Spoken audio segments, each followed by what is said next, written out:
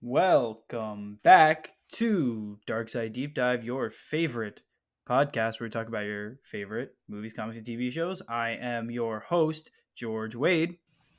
And I'm your favorite host, Chris Gillooly. That's a controversial point. I think that might be a little bit of a hot topic there. That's it's getting a Hot little Topic is not a sponsor. Hot Topic is not a sponsor. If anything were to sponsor us, I feel like Hot Topic would kind of be appropriate, but don't. I mean, we'll take a sponsor, please. We all had that time where we shopped at Hot Topic. I know I did. I don't know if you did. You might not have. No. No? Oh, I did. I never. I was close. Like, my music taste in middle school got close to getting me to Hot Topic. Almost to Hot Topic territory. I was close. Yeah. Not quite, though. Well, this is your favorite podcast about Hot Topic, Hot Topics, Hot Topics, Hot Topics, Hot Topics. Hot hosts. Whoa. All right, getting into the news now. First thing that happened last week since the podcast, actually a really interesting one to start off the, podcast week, we could call it. Joker 2 was confirmed by director Todd Phillips. It is titled Joker Folie à Deux, which means Madness of Two, I think. I think it's Madness of Two. Something like that. But Joker 2 is confirmed. I don't really know I don't like this because Joker was such a good movie alone, and they had already had rumors as soon as it came out about doing a sequel, and I didn't like those rumors because it's a very good story, and it closes itself off in kind of, the Inception way of, the top spinning at the end is in a dream or not. In this, it's, he ends in we mentioned this before. When we compared it to Moon Knight, he ends in the mental hospital and kind of, did any of this happen or did he imagine it? Mm-hmm. And I really like that ending. So giving it a sequel, kind of, I guess, messes with a little bit of the perfection of that first movie. Right. The Joker was great because it was just a standalone. It was pretty before, we got like the Marvel like standalone TV series. It was right before that, and it was a standalone story, a great story, a really interesting story. I think it sort of went away from the Justice Leagues and Avengers and that. Yeah. And it got back to the single villain. I was about to say hero. But the single story about a single character and a great backstory. Yeah. And it also set up it was the first really dark DC movie. Superhero, DC or even Marvel movie. Yeah, Marvel still hasn't really done anything that dark. No, yeah. I mean, Multiverse was closest. Yeah, it was the closest. No, I really liked Joker, and it came out at a really interesting point for the DCEU too, because it was in like this weird flux state of not everything was good, but they had some good things and some really bad things, and they were keeping things and weren't keeping things, and yeah, it was just a really, really weird time for the DCEU, and to get something this good kind of surprised everyone. And it was also in a weird state with where the Batman movie that we have now seen was going to be, because it was, this was back in 2019, and people wanted this to kind of be an origin story for Robert Pattinson's Batman. They wanted this to be the Joker for Robert Pattinson's Batman. So, yeah, I mean, it was a fantastic movie. So to see it get a sequel, it's not necessarily a bad thing. I mean, Todd Phillips is returning, and hopefully it's just as good as the first one. But I really feel like this was a movie that didn't need a sequel. I agree. So, that was the start of the week. Interesting news for the start of the week. Next thing that came up, you sent me this again, more Lego things, because we look at this a lot. they revealed the Obi-Wan versus Darth Vader Lego set for this year, that the dual set for this year, and it is really disappointing. It sucks. It's awful. It It's sucks. awful. It's they have cool minifigs. Like you get arm printed Vader, you get a new Kenobi. The what's his name? The droid's name. That's Oh, the supply droid? yeah, Ned something. I don't know. I don't remember. I know it's. I think it's Ned something. Um, the droid is probably the coolest minifig, and then the I keep forgetting her name. The Imperial Guard who's helping Kenobi. Yeah, it's just a gray landscape, and it kind of sucks. It really Yeah. sucks, and it's just an interesting duel to have it be based on because it's not really a duel. Yeah, So it's yeah, just Kenobi getting his ass beat. yeah. Oh, after that, We'll get back around to Kenobi. yeah, we'll get back to Kenobi. Obviously, that's the big thing of the week again. Black Adam trailer dropped. The first real full trailer, and it's interesting. I was hoping it was going to be a bit darker with Black Adam, but the way they're doing it seems a little more silly than I would like it to be. So that's a sign of something. I don't know what. I don't know how to feel about this movie. I like The Rock as an actor, but I can't see past him just playing roles as The Rock. Right. And I'm sorry, we play too much Fortnite. I can't see him past the eyebrow meme at this point, with it literally being a Fortnite emote. That's getting posted. You guys can't see this. Chris just did it. Like really, You'll have to head to the socials. yeah, you'll have to head to the socials at darkside.deepdive on Instagram, at dsdeepdive on Twitter, and you will get to see what Chris recreating the Rock's eyebrow meme looks like. He's done it three Or is this times. the Megamind? Or no bitches. Megamind. Yeah. What Chris? No damsels? No damsels. No females. What Chris recreating eyebrow memes looks like. You'll have to wait to see that. I'm interested. The one thing I am really excited for is Pierce Brosnan as Dr. Fate. That looks good. That's a good casting for the character. I haven't seen him in anything in a while. So yeah, yeah, and I mean it'll be the first like DCEU live action Dr. Fate because I'm pretty sure there was a Smallville Dr. Fate. So yeah, no, it's interesting. It'll be cool. That's a really good casting for that character. I don't know. It's just not really excited for it. yeah. It's the Rock's passion project, and I really hope it's good. But the way that it looked like it had very mixed tones in the trailer, because they it seemed like it was supposed to be really serious, but then at the same time was cracking jokes out of in interesting situations. So yeah, there's that. Next up after that, Well, guys, this is kind of the same day. Go ahead. but I mean, if you didn't know anything about the MCU or Thor, and you saw Thor: Love and Thunder trailers, you would be confused about the tone too, because you've got gore. I mean, but also compared to comic book Thor, yes. If you're coming from the comic book straight to Thor 4, you'd be like, who is this like goofy dude? That's not who Thor is in the comics. I think this is a bit like different though. I'm saying within the trailer itself, it's from Black Adam. It's different tones because you have Thor making jokes with a certain set of characters, but then any scene he's in with gore in the trailer, he's not. But like Black Adam, it's kind of like there's jokes being made around him and then jokes not being made around him. I don't know. It's a difference in tone, but like around the same character, which is what makes it feel weird for me. So Black Adam comes out eventually. I think October? Yeah, October 21st. Yeah, that's happening. I hope it's good for The Rock's sake, but kind of moving on from that.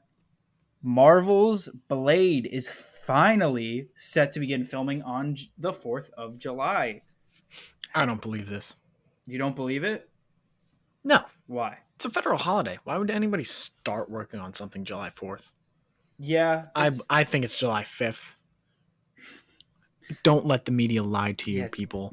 fake news. Free your minds. Tinfoil hats. Comicbook.com, fake news on this July 4th start. Nobody starts on the 4th of July. That's a lie. Blade. I mean, Mahershala Ali is Blade. Very good. Very good I think casting that's a great choice. casting. I'm so excited to see an MCU Blade, and hopefully they push PG-13 or do rated R for it, because that is kind of what the character is. I hope it gets Mm-hmm. scary. I hope Blade gets real scary. I just feel like that really fits the character as a vampire to do that. So, yeah, Blade. Excited for that movie at the moment. I mean, obviously nothing's come out from it yet, but excited by the castings and excited by just the idea of Blade being in the MCU. So, that's cool. And the boys. The boys started what was it, last Friday? Not this not okay, not last Friday, but the Friday before that from when this is being released. I haven't watched the first 3 episodes yet. I haven't gotten around to it. I watched the first 30 minutes of episode 1, and it is already going places with this season. And And it started with a bang yeah, not it's or a going pop. places. It's going places and places. It's going places you didn't want to see. Um, if anyone was wondering about what the before Endgame, when you got all the jokes of Ant-Man to just jump up Thanos' ass and grow to size and blow him up, yeah, we got that answer in the boys, and it wasn't up the butt. It was up something else. It's very uncomfortable. Yeah. It's uncomfortable, but it's perfectly on brand for the boys, and I'm not gonna lie, it worked. It They make it work somehow. So great show. It's a great show. I'm excited to actually watch it now because I haven't gotten around to it yet. I should do that and get the first 3 episodes because episode 4 probably just released last weekend. So yeah, I got to catch up on that. And after this, we've got some lovely Ezra Miller news coming in the middle of last week. Yeah, at this point, any Ezra Miller news is bad news. Yeah, it's just, he's my the Flash is my favorite DC character. I don't even remember if I've said this on the show or not. Probably have at this point. The Flash is my favorite DC character. He always has been. I think his set of powers are really cool, and I think the Flash family and the way that he handles that and his mother's death with the Reverse Flash, it's all very interesting to me and very cool. I also love time travel stories, and a lot of that works with the Flash. So to see a person who acts like Ezra Miller does playing that character and still playing that character in an upcoming movie disappoints me because it's just already shedding a bad light on the character. Not to mention, I don't really love his portrayal of the Flash anyway. We mentioned last week the early screenings have been going well. And I'll obviously I'll go watch it. I'm not one of those people who's like, oh, there's this bad person in the movie, I'm not going to go watch it because of that. I'm going to watch the movie, but it's a little disappointing that he is still in it. But the news was that he had been accused. He has been accused of supplying an underage girl with alcohol, marijuana, and LSD. And this is also among other reports that he had kind of used his fame to do just kind of influence underage girls, which is awful. It's terrible. And that is not who I want, regardless of how he does in the Flash movie. That's not who I want playing my favorite character. So that's pretty disappointing. Moving on. Yeah, moving on from that. Jurassic World currently sits at a 39% on Rotten Tomatoes. I was never huge. I mean, I like the Jurassic Park movies. I've watched them all. I've just not been that excited for Jurassic World Dominion. It's been what, like 4, 5 years since the last Jurassic World, Yeah, it's been and a while. they've all been okay. and this is continuing that, or kind of dropping that trend. I think this is the worst of the Jurassic World movies at In terms of 39%. Rotten Tomatoes. Yeah, in terms of Rotten Tomatoes, I mean they're not always right, but when they're 39%, I mean they've got some clue. So yeah, Jurassic Mm-hmm. World's not off to a hot start. Sorry, Chris Pratt and Bryce Dallas Howard, because Bryce Dallas Howard has done some cool things, and I like Chris Mm-hmm. Pratt, so all that. Temuera Morrison. After that, the next bit of news just going through the week. Temuera Morrison, in an interview with ET, his quote is exactly talking about Boba Fett. He says, "It's time to get him back to his badass ways." I love this. I love that quote. I really like that Temuera Morrison feels the same way about the Book of Boba Fett as a lot of people do, both of us included, that Boba Fett was way too nice. Mm-hmm. He is way more brutal than that. And you see it a little bit when he kills Cad Bane in the show. Spoilers for the show, but it's been 5 months at this point. He kills Cad Bane at the end of it, and that's kind of the most brutal thing you see him do. But other than that, he is just so nice to everyone for no reason. Yeah, he got And Disney-fied. he Disney hit him hard, and I think they need to go back to not doing that. Considering we're seeing a really accurate and really angry and aggressive Vader, I don't know why we couldn't have seen this in the Book of Boba Fett, but Right. you know, things happen, and I hope when we see him again, because we will see him again, that he does get more angry. And I really wish his armor would get better, because compared to how the Mandalorian's armor looks, Boba Fett's looks like paper. So Yeah. I wish you would just get a background upgrade of that, Looks but like tinfoil. it does look like But tinfoil. I don't know if Tamara Morrison has like read the comics, read Boba Fett comics, but it I mean pretty much every character is like jacked in the comics. Yeah, Like they're so much stronger in the comics. yeah, Every character. So like Boba in the comics is the Boba Fett that is the most feared bounty hunter in the galaxy, the most dangerous, well, one of the most dangerous men in the galaxy. But if you watch the Book of Boba Fett, that does not come across. no one fears him in the Book of Boba Fett. Right. That's literally like the whole plot of the Book of Boba Fett. He's like, I am the daimyo of this district. And everyone's like, don't care. Yeah, everyone's like, okay, and I mean, I guess it could kind of make sense. He lost a little bit of credibility after he just got easily knocked off the sail barge, but it's still Boba Fett.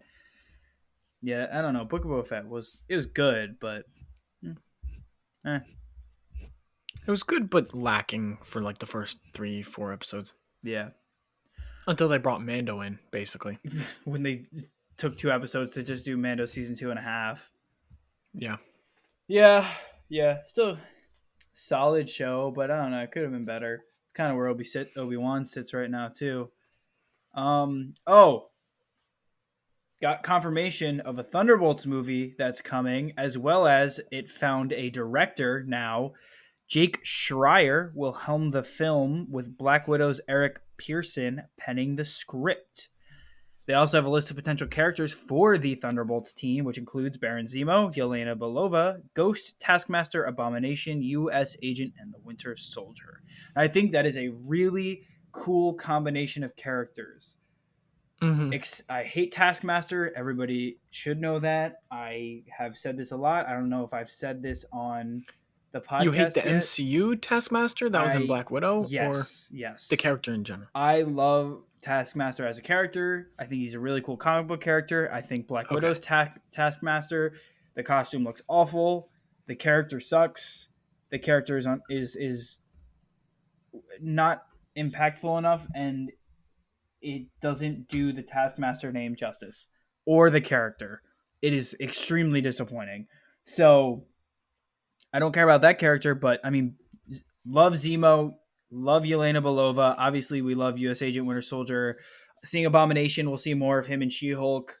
So I'm sure by the end of that, we're going to really appreciate his character too. Ghost was in a very short amount of time in Ant-Man and the Wasp, and Ant-Man and the Wasp is kind of just an okay movie, but I'd love to see more of Ghost. So that's cool too. Yeah, Yeah, Ghost was an interesting character. yeah, Thunderbolts movie is cool. I like the idea. It's kind of Who's been U.S. Agent again? U.S. Agent John Walker from Oh, Captain America Winter Soldier. That's who he becomes when he got oh, the black gotcha. suit at the end of the show. That's Right. U.S. Agent. Um, it was kind of obvious they were setting up Thunderbolts with all of these characters being brought in, like U.S. Agent, and I mean that's the main way they'd use him probably would be Thunderbolts.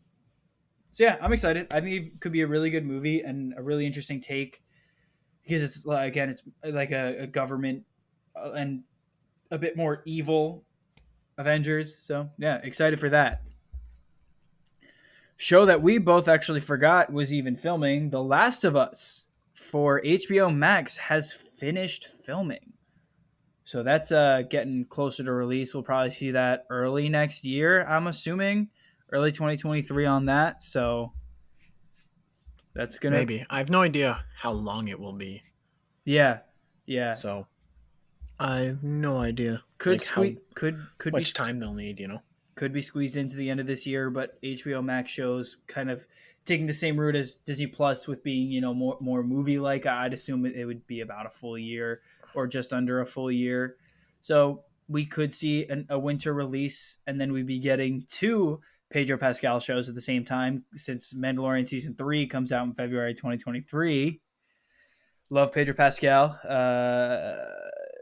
Pedro Pascal come on the podcast because we would just have our jaws would just be on the floor while you spoke, and would be really awkward because Chris would be drooling. So just on camera, Chris would be drooling, just jaw on the floor. And the best part is Chris is muted, so Chris can't even defend himself right now. No, I'm not defending myself. That wouldn't be true.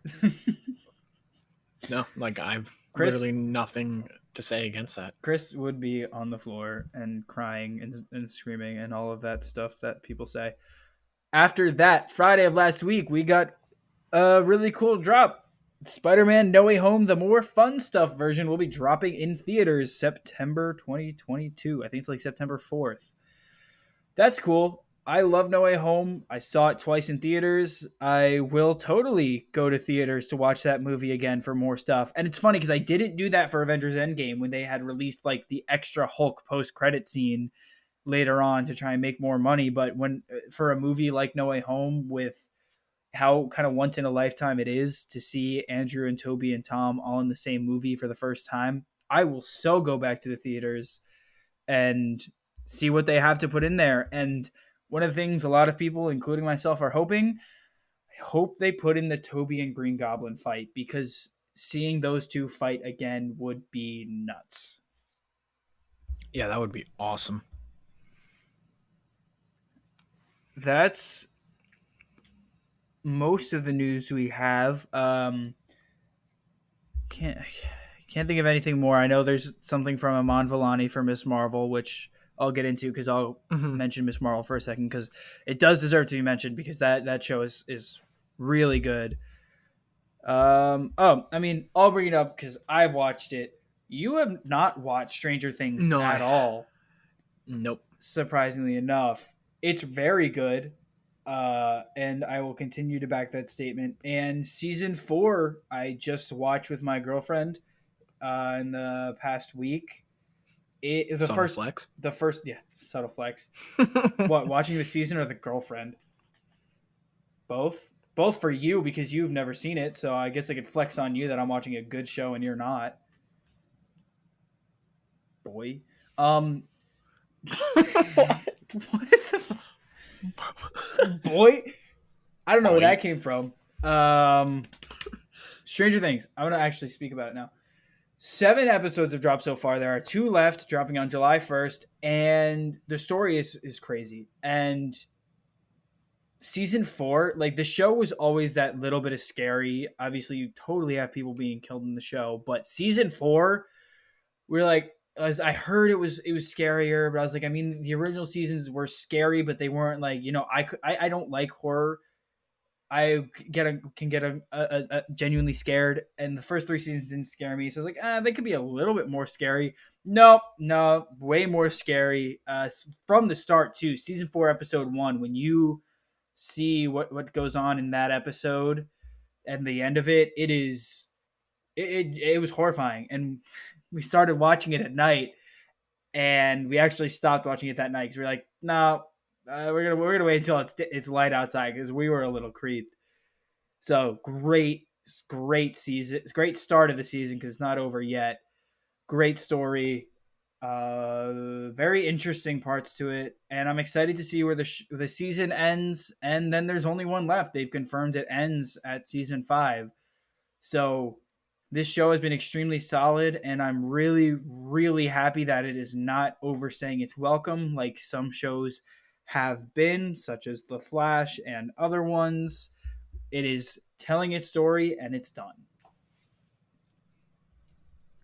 So that's kind of the last thing before, you know, I'll talk about Miss Marvel, and then we get into the title of the episode, Kenobi. But Coming right up. before we get to that, I will talk about Miss Marvel, which you have not gotten to episode 1 yet. You will. I watched like 15 or so minutes of Mm-hmm. the first episode. Then I had to go to work. Yeah, it's cool. I really like it, and I knew it was going to Yeah, there's some be. cool stuff. I knew it was going to be oriented more towards like young adult, teen, because she is a teen character. They've made her, I think, a little older than she's in the comics. She's about 16, 17 in the show. She's from Jersey City, and I like the character, and the story of the episode is really fantastic between her and her parents, and getting to see they really didn't hide the culture of it. She's a Pakistani teen, and that is one of the most important things about the character. And her introduction back in 2013 when she was first introduced as Miss Marvel, and she's insanely popular for that. And I wouldn't say the show is a 10 out of 10, but seeing how excited people were for it and how excited people are after it is the best part. It's unfortunate that it is kind of getting review bombed. It's got by a landslide, has the largest negative set of reviews, I think, on IMDb or Rotten Tomatoes or something. That might just be because it's a kid's show. It could be because of the color of her skin. If it's the second one, that's awful. And again, same thing that happened to Moses Ingram. That does not represent all fans. But Ms. Marvel is doing some really cool stuff. And some of the animations in the background of it with her drawings and seeing her drawings kind of come to life on the walls as she goes. There's one really cool scene where she is texting her best friend whose name I forget, and it's kind of scrolling up the side of a building, and you see neon signs that are kind of switching to the texts. It's cool. Those stuck in my mind. It's a really good first episode, and I honestly am kind of excited for the rest of the show because of how it's not Moon Knight, it's not WandaVision, it's not an intense and a deep Marvel story, but it's the best way to describe it. It's charming. It really is. Mm-hmm. It's not something where it's such a teen story that I can't watch it because it's so just mindless and childish. I do enjoy it personally, so yeah, Ms. Marvel is off to a fantastic start, and that was cool to get this week. Yeah, I But think the my guess would be the biggest reason it's getting bad reviews. It's that people, it's for a younger audience, and everybody expects a show to be for them. And it's kind of the same thing that happened with the Star Wars prequels. yeah, Like, they're movies for kids. Like, all of the people that were kids when they saw A New Hope in 1977, mm-hmm. They saw were the original trilogy, waited for the prequels, and were like, oh, this isn't good. Like, oh, it's like it's for little kids. And yeah, it is. if It's a Star Wars, and in this case, it's a superhero TV show. yeah. Like, the I don't know. main character is a Pakistani teen who is not really meant to have powers. and it's not like Peter Parker who's living in a city who's taken in by Iron Man. She's got to figure this out on her own as a teenager. So that'll be cool to see because they start off the show. She's already got her powers, so that'll be cool. It was also nice to see because they tend to wait through the first episode for a lot of things and wait until really the second episode. So I was kind of expecting that to happen here, and no, she uses the powers by the end of the episode. Like you get to see it, so that was also exciting to not have to wait till the second episode for something. Because you don't always have to do that, Marvel. Please let us see things in the first episode sometimes. All right, but Miss Marvel, good. We'll talk more about it when it gets deeper into the show. But on to the title of this podcast episode yet again. We are talking about Kenobi episode 4, which I mean it's titled Kenobi Part 4, but it should be titled Kenobi Fallen Order because it quite Yeah. literally is the exact same plot as the ending of Fallen Order, which is really funny and kind of disappointing, but at the same time it makes sense for the show to almost do the same thing. Well, How? Hold on. You talk about this. I want to look up something while you talk. Go talk about the show. Go I talk was about the show. just wondering, one, which was written first? Two, I think I think the events of Fallen Order happen after Kenobi. Nope. That's a guess. I'm not sure. I was. That's It what I happens was. before. That's what I was looking up because I was wondering how close Mm-hmm. these happen. Because if it was like 8 and 9 BY, then it'd be funny that the Fortress Inquisitorius gets flooded twice in a year. No, Fallen Order is 5 years after Revenge of the Sith, and Kenobi is 10. Wow. So Cal breaks in. I believe it was by swimming and finding like a Yeah, vent or whatever. I remember swimming. Mm-hmm. And then Kenobi does the same thing. You think they would have figured out that the first time. Yeah. Um. Yeah, I think it was a good episode, but continually the star of the show is um the actress that plays Leia. Yes, I'm gonna look up her name right now because we said this last time, and I she was deserves. literally just doing that. Her name is Vivian Lyra Vivian Blair. Lyra Blair. Yeah, same time. Let's go. Yeah, Vivian Lyra Blair. She's doing a fantastic job as Leia, and she is fully like embodying what a young Carrie Fisher and a young Leia would be, being just like headstrong. And even though she's like what 9, she's 10 in the show. She's 10 in the show. Yeah, and in real life. She's 10 in the show. Really? And in real life? Oh, well, that's perfect. Well, because I just saw age 10 and I was like, okay, like Yeah. that makes sense Yeah. in my head. And then born 2012 and I was like, whoa. People what? Whoa. Yeah, that's weird to think Makes about. sense in my brain. That's weird to think about. She's a full decade younger than us. Anyway, she's more successful than us. Stop. We don't need to think about it like that. All right, it's gonna. Hopefully, this goes somewhere. Let's not get into that. This show is gonna go places. Young Leia. Not a sponsor. Not a sponsor. No, Young Leia is not sponsoring this. Young Leia. I mean, sure. Vivian Lyra Blair, come on the show. Well, it'll be fun to talk to you and see like what you think about this. Yeah, Carrie. This is exactly what Leia would have been as a child. She's headstrong. She's not scared of anything. Oh, yeah. I mean, she's literally facing off against Third Sister, who Vader is kind of saying, oh, you could replace the Grand Inquisitor, but at the same time, he'd probably say that to anyone to get what he wants. But yeah, she's just fully like facing off with her, and she does not care. She's not intimidated by her at all, and she's 10. So stealing the show from Kenobi, which is very funny. I think the most impactful thing of the episode was when Kenobi is walking down the hallway, and it's kind of the locked away hallway, and it's a trophy room of the Jedi. I'm assuming that the Inquisitors have killed, and they are kind of encased in almost amber. This is like almost this amber, like it looks like amber, yeah. Yeah, almost like a fossil. Jurassic World Mm-hmm. Dominion connection. They're in the same universe actually because it's Amber. No, so it's Jedi encased in amber, and it's actually something we see in Rebels. That's what they use to the Grand Inquisitor uses to get Kanan and Ezra in season 1. It Mm-hmm. is in amber. It was Barriss Ophi. No, it's Luminara Unduli. Yeah, it was Luminara. You're Yeah. right. I was so wrong about that.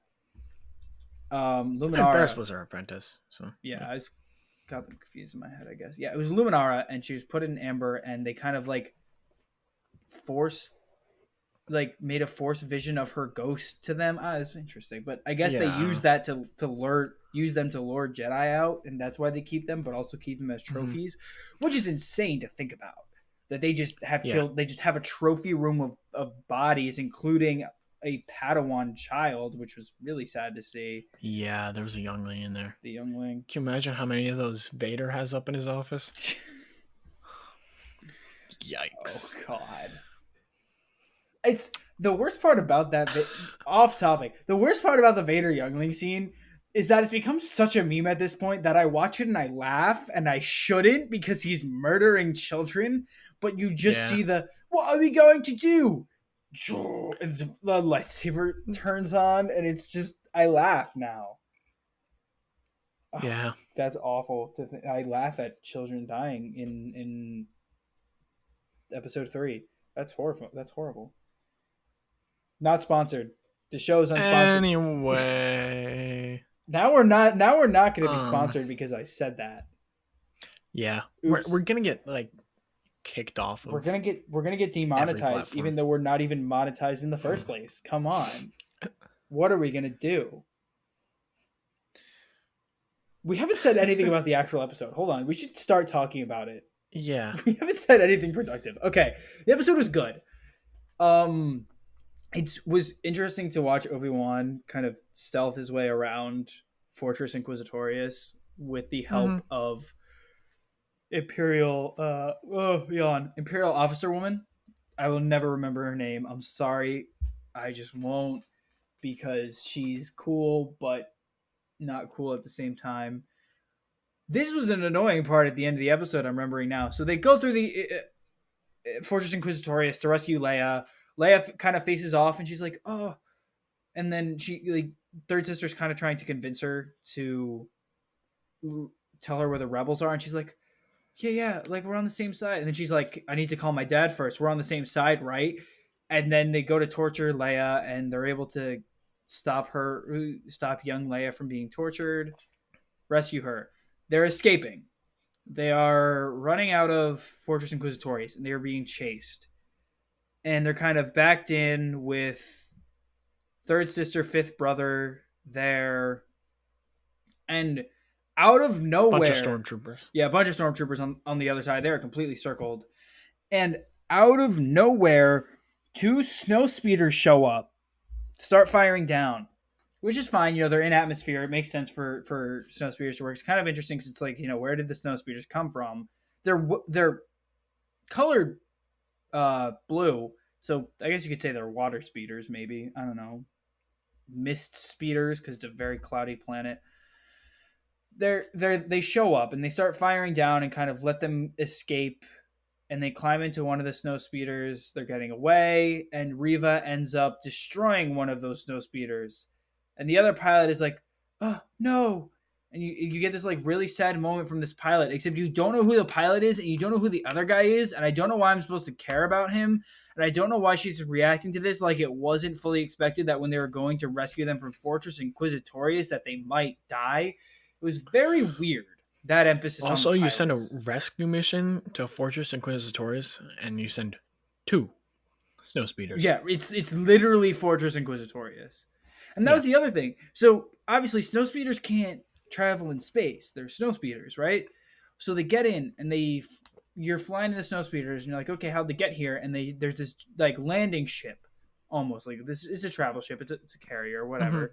Shows up. They fly into it and they fly off. This is on Ner. This is the Fortress Inquisitorius planet. We've seen in Rogue One they have a full shield around Scarif. You think they'd at least know on the planet of Fortress Inquisitorius that there was a full ship that just showed up on it? Right. Like Like, that, I feel like the Empire has such control over everything. You'd think that the place where the Inquisitors are would be so heavily watched, at least, that they would know where the ship came from. And then the right. ship was there. And it's mentioned like offhand at some point earlier. I don't know if it was earlier in this episode or in the last episode. No, it was earlier in this episode. It's mentioned like, oh, defenses are light because who would ever break into there? But like, I get that they're light, but they're not idiots. Right. Like, That's like saying defenses would be light on the Death Star because it's the Death Star. Who would dare to break into a massive moon battle station? Yeah, nobody would dare, but like you'd still want to protect it. right. It's just it's there's so many things about the show that are just minorly off that it makes it really annoying. And I still Another thing, go ahead. um, when Kenobi goes to break Leia out, you see him like cut the power to the like torture Oh room, my god, I whatever. completely forgot about the scene. And then I think like, oh cool, like Kenobi's like stealthing. You're gonna see a lightsaber glow, and you see him like ignite his lightsaber. It's all blue, and he takes stormtroopers down. But like the way they've got him using lightsabers is like so PG. Like he's just like sort of like nicking them. Like it's like he's only hitting them with like the very tip of the blade. So it's just like leaving It's like a black streak in the armor, and then he just like falls yeah, over and dies. it's a flesh wound. It's what Yeah. a lot of people complained about during episode 7 when Finn gets fully sliced in the back by Kylo Ren and just like survives with just a cut. And everyone's like, since Mm-hmm. when did lightsabers just flesh wound people?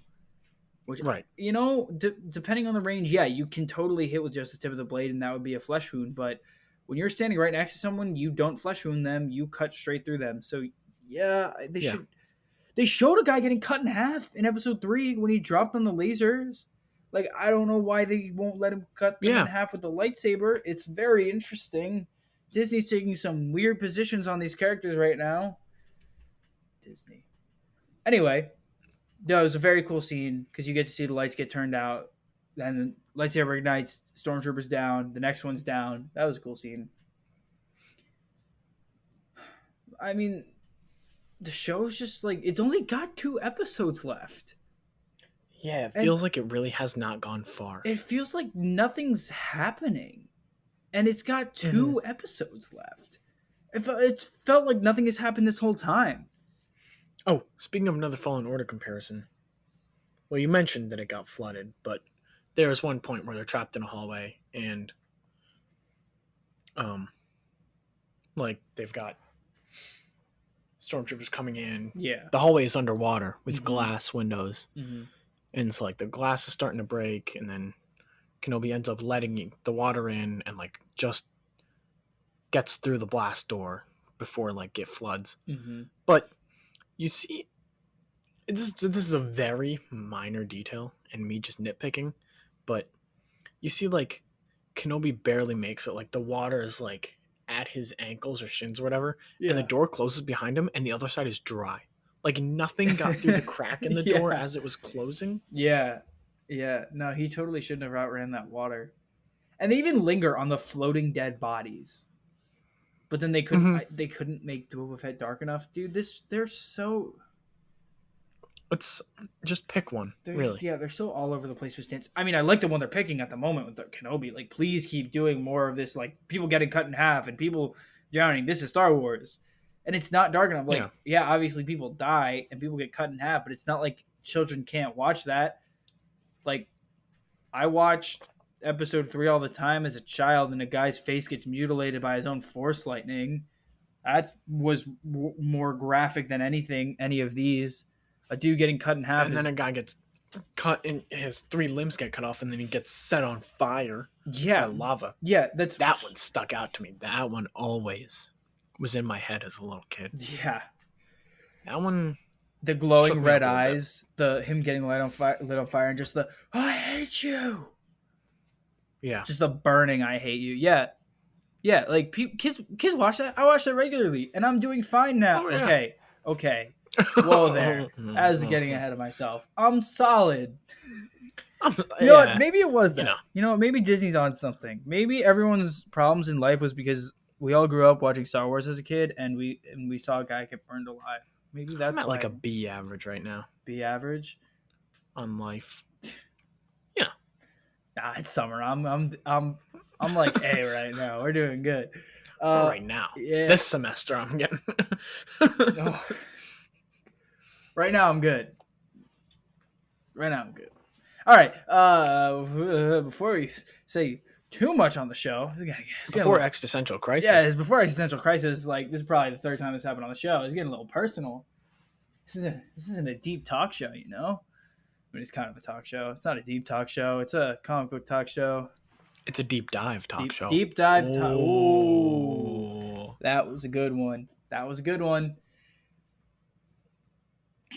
Okay. Yeah. It's. I'm sorry you have to listen to this. Yeah. All of you. Yeah. All five of you. 5 of you, 2 of which are our girlfriends. Nope. Nope. Just one of which. Yep. Nope. It ain't mine. It ain't mine either. All right. 3. We're down to 3. Yep. Down to 3. Down to 3. And we don't know who they are. And one of you is in Belgium or something. That happened. Yeah, guys, you listen from Belgium. Bonjour. Yeah. Right. Correct. Bonjour. That was cool. It was cool to see. Kind of across the world. See, we're kind of just talking about stuff because we don't have anything to talk about with Kenobi because nothing happens. There's nothing happening. There's no like. It's got really cool scenes, but the actual story has literally just been chasing Leia. Yeah. And for something that's only 6 episodes, it doesn't. I don't know. I hope they do a lot with these last 2 episodes, but. You mentioned this to me after I sent you the Lego set of Vader and Kenobi's quote-unquote duel. Mm-hmm. You said, if this is the quote-unquote duel that they made a Lego set out of, what's left? Shouldn't it be like if they're going to do a duel, shouldn't it be like the epic final duel at the end of the season? Mm-hmm. Assuming there is one. Yeah, if they choose that what we saw in episode 3 as the duel set, and we've seen publicly released concept art of the 2 of them fighting in like a fire, almost look like what would have been Mustafar. So if there is another fight, then why would they have chosen that one? And now Lego makes really weird decisions all the time, and I wouldn't put it past them for there to be a better fight, and they still chose that one. But it's still kind of, a question to ask. If that's what they chose to be the Lego set, what's left? Why didn't they choose the other one? Also, that Lego set costs $50, and that's just not worth $50. You're lying. Look it up. Obi-Wan versus Darth Vader. I'll look it up for you right now and show it to you, even though no one else can see because it's a podcast. Obi-Wan versus Darth Vader Lego set. Darth Vader Lego set price. $49.99. 408 How much pieces. was it? How much was what?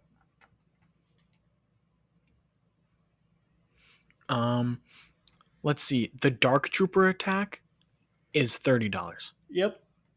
How many pieces? And I think that's a much better set. Let's see. Pieces. It's only 166 pieces, but you get a great Luke figure and 3 Dark Troopers. Yeah. See, this set is 408 pieces, 300 of which are just gray slabs. Yeah. Probably literally. more. And then some like trans orange clear trans orange fire. Trans orange wedges and studs. Cheese wedges. Yes, cheese wedges and studs for fire. Bro, the biggest analysis we have of this show is a Lego set. I've enjoyed watching the show. Like, I'm gonna put that out there because we sound really whiny right now. I enjoyed watching the show, and I do like watching it, but I'm kind of just disappointed that they're not doing more with the character because it's Obi-Wan Kenobi.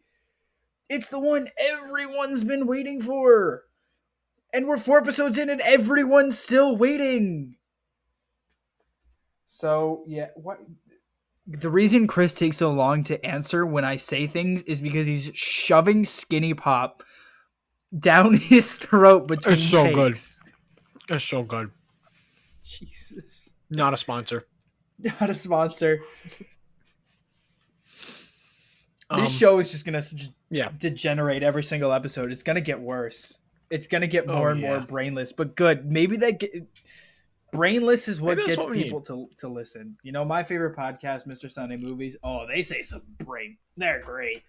Maybe we're gonna do that. Maybe we're gonna be Dark Side Deep Dive Sunday Movies. Nope, that's getting crickets out there. I could hear them. Anyway, dude, this is the thing. We mentioned we're still waiting. We're still waiting for Kenobi. And the biggest thing that I like to see is we saw it a lot in Fallen Order. How Cal lost his connection to the Force because of his hiding. Yeah, he had to take some time. We've hardly seen that from Kenobi. I mean, that's actually the whole basis for the leveling system in Fallen Order, is that Cal is regaining his connection to the Force, which I think is really great. Relearning his old powers. Mm-hmm. Whereas Kenobi, he's been disconnected from the Force. I mean, like, we saw that a couple times with, like, he almost didn't catch Leia when she fell off the roof with the Force. Yeah. Also, we haven't seen Qui-Gon at all. I was literally about to say that. If we get another duel in episode 6, we are going to see Qui-Gon in episode 5, right?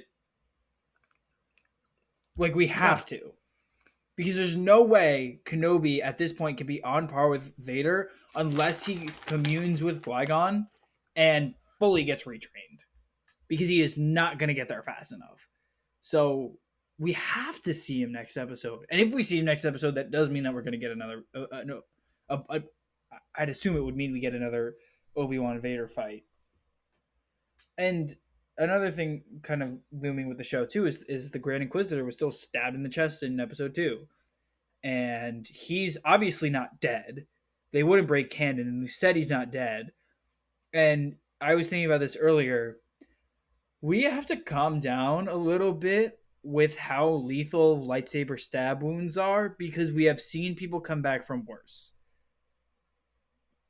Maul was literally cut in half and survived. I was about to say Darth Maul. So, like, we're all thinking about this. We're like, oh, it was stabbed through the chest. That's awful. Dude was separated from his legs and survived. Mm-hmm. Anakin lost 3 limbs, which is more How big limbs around than is a lightsaber.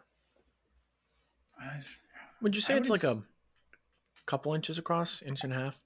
Yeah, probably.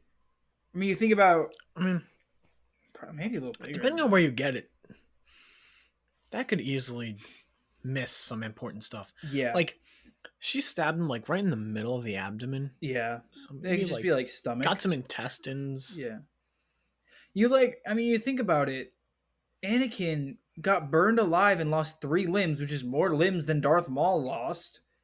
So we've seen worse things than Maul come back, and this is not as bad as Maul. So no, I mean, I'm not really surprised that at this point, getting stabbed with a lightsaber kind of just takes you out. It's like I broke a bone. I got stabbed with a lightsaber. Let me just go sit in the back to tank for like a year. I'll be good. Magical back to or just tank. Be angry for a year. Yeah, I'll just be angry. That's how Maul got out. Yeah. Maul just out of pure Kenobi anger survived for the next 20 years? More than that. The next 30 or 40 years. Yeah. Until Kenobi kills him in Rebels. Takes him out of his own misery. What a show. That was such a cool scene. Yeah. It was a great show. After the first half of the first season, it got really good. Yeah. This is something I meant to say before with Ms. Marvel, because we're kind of done with Kenobi. Kenobi's good. Yeah. Episode 4, solid. Whatever. Show's going somewhere. I don't know. We'll kind of look back on the show at the end of it at this point, because there's not much to say right now. I forgot to say this, and I literally said this while I was talking.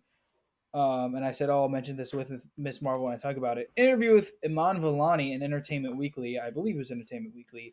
They brought something up with the MCU being named 616, and I'll open the notes now because I have her exact quote written out. Because I love her answer. Yeah, so they kind of asked. Dude, she like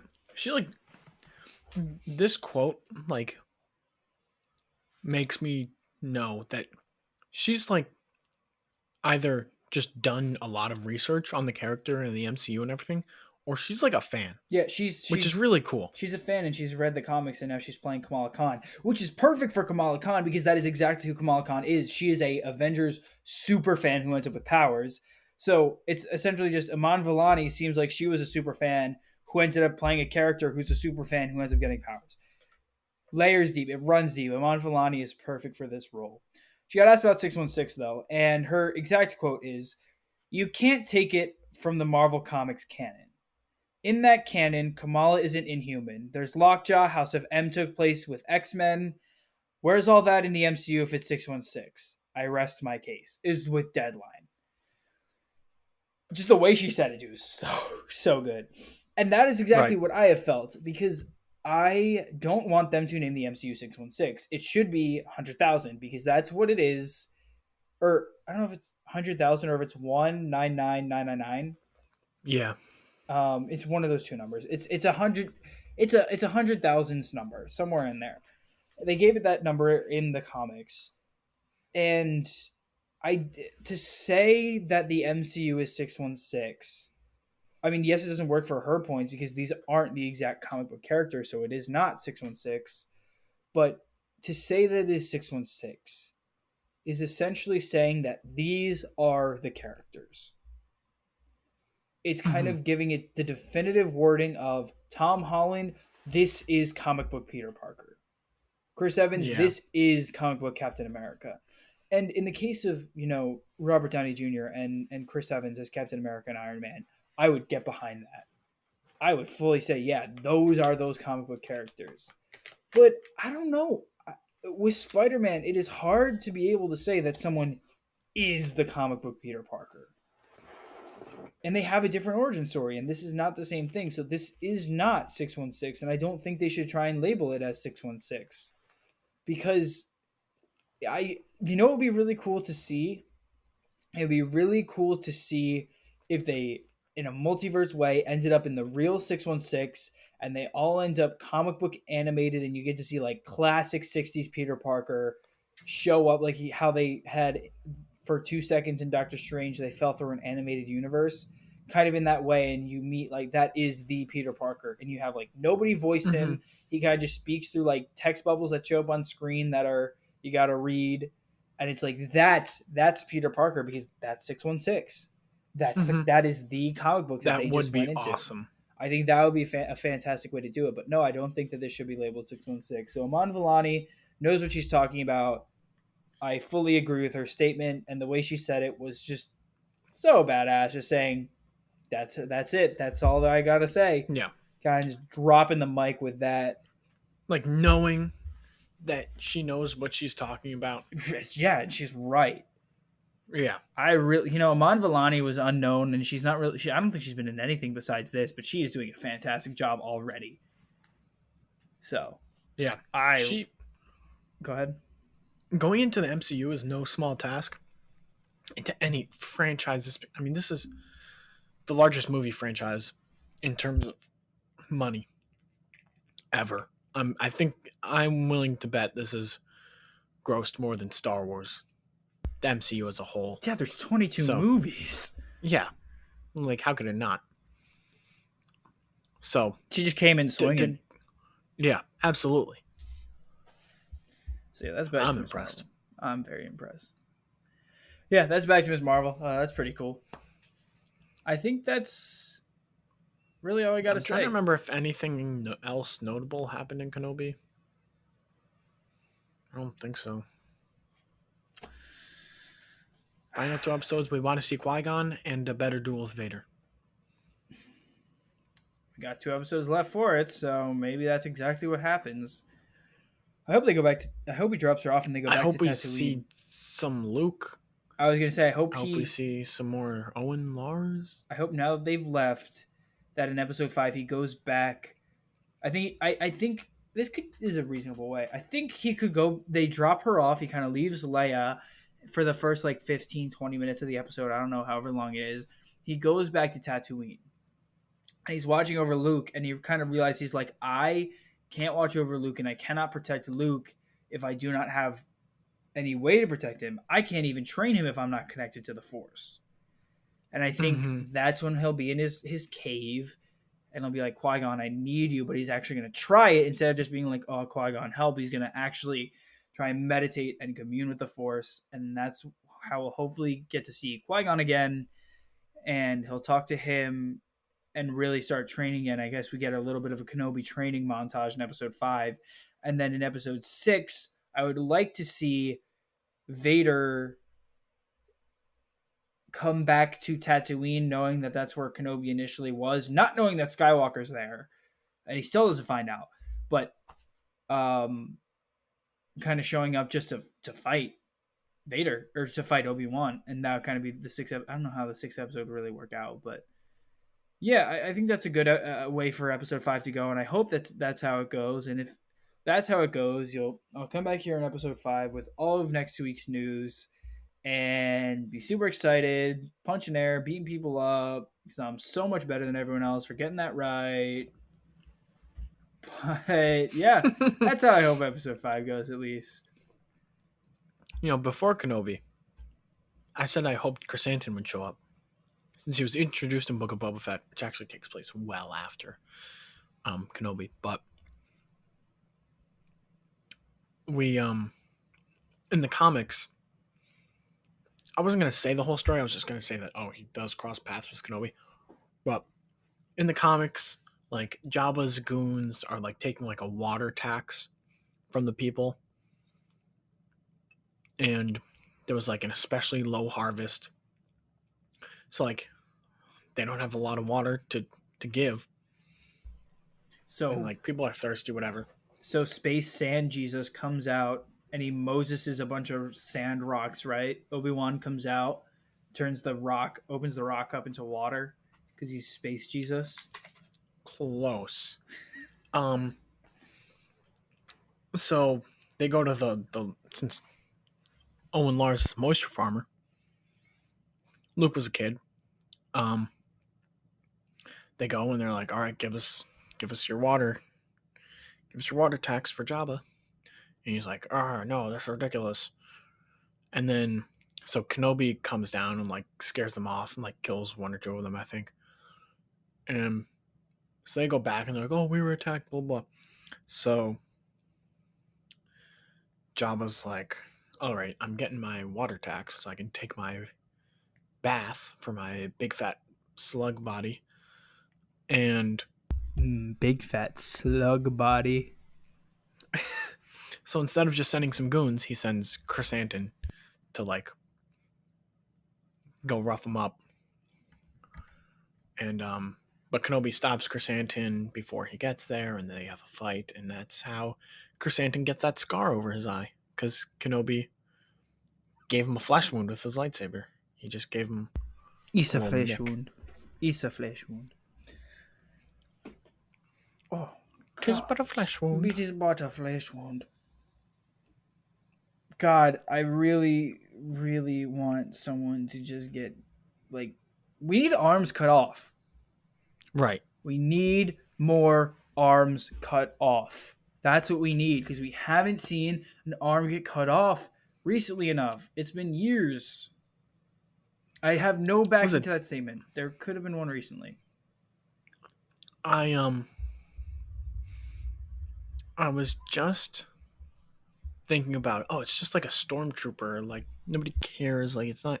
I don't think it's like. I think it's. I feel like it's less graphic if it's just like a stormtrooper, unnamed, unfaced. Like you know. Yeah.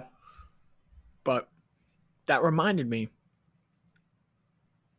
I had like a post on like my Instagram like explore page or something. Not a sponsor. Um, and it was an actress, and it was a quote that she's like super excited to be like the first female stormtrooper and appearing in Kenobi. And I think it was this episode that I think Reva said like, "Oh, take Leia to the detention or torture chamber or whatever," and a stormtrooper with a clearly like feminine Female. voice, Yeah, female yeah, voice. was like, right away, Did you just assume the go stormtrooper's with me. gender? Yeah,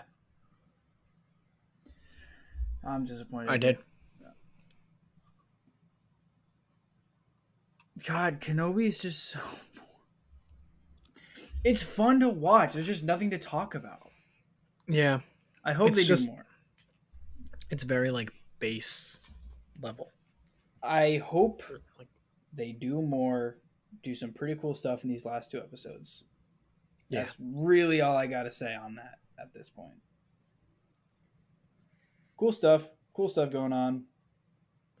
All right, can we promise that next week, if not much happens in Kenobi and there's not a lot of news, can we just talk about Darth Jar Jar?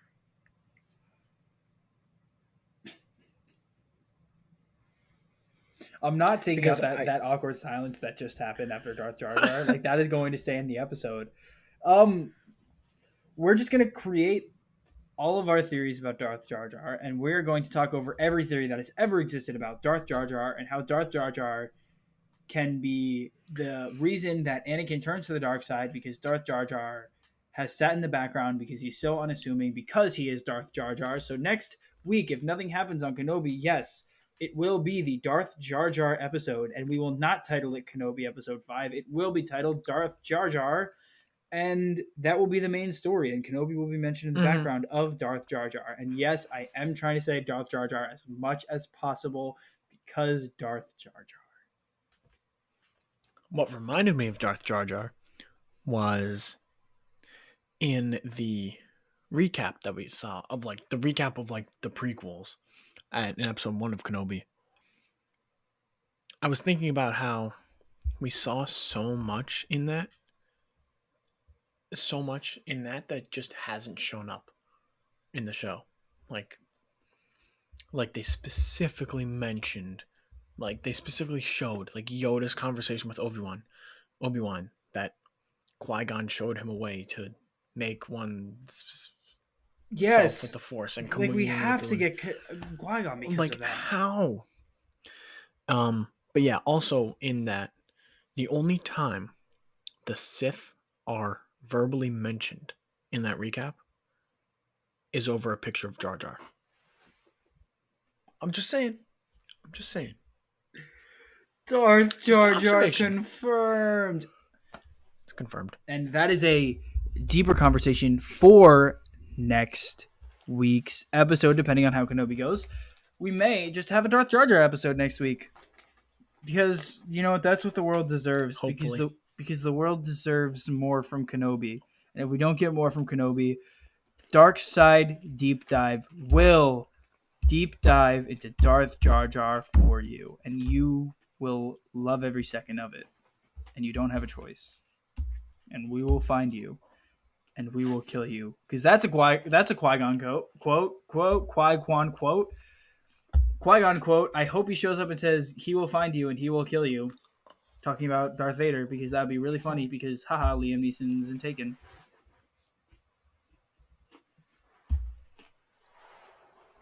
All right. Well, with all that being said, it was great. Thank you all for listening to Dark Side Deep Dive this week, where we almost had an existential crisis over the disappointing possibilities of Kenobi. Thank you all for listening. We hope you follow us. You should follow us on our Instagrams at darkside.deep. Our Instagrams on our socials. Instagram is at darkside.deepdive. Our Twitter is at dsdeepdive. And thank you all for listening. We will see you next week. Thanks for putting up with us. Oh, yeah.